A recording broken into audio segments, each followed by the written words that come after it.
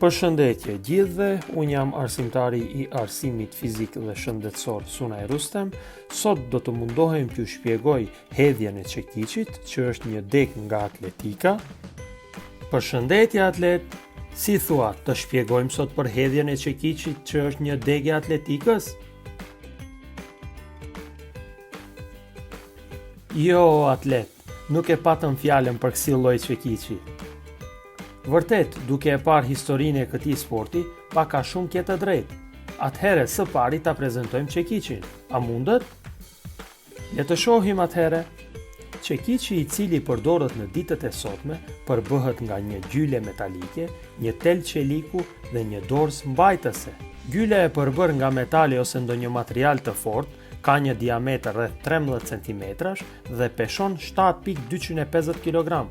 Teli prej çeliku që lidh gjylen me dorëzën mbajtëse është I gjatë 1.20 cm. Dorëza mbajtëse, e cila ngjan një trekëndshi, është një material I fortë me trashësi prej 9 mm. Hedhja e çekiçit bëhet në një rreth prej 213.5 cm. Tre anët e rrethit janë të rrethuara me një kafaz. Në fillim garuesi qëndron në këmbë, I kthyer me shpinë përballë drejtimit të hedhjes. Më pas fillon ta luhat çekiçin para dhe prapa, si një lavjerës.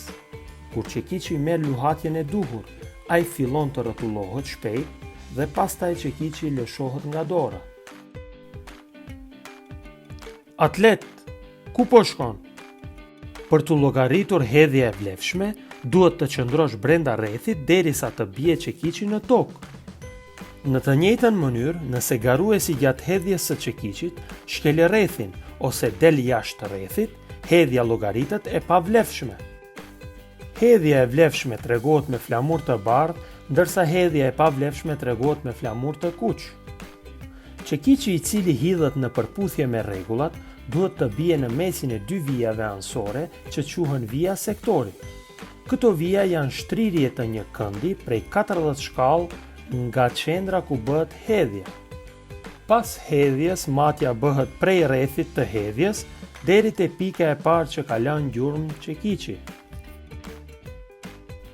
Garuesit kanë të drejtë të hedhin nga 3 herë dhe 8 garuesit më të mirë hedhin edhe nga 3 herë tjera.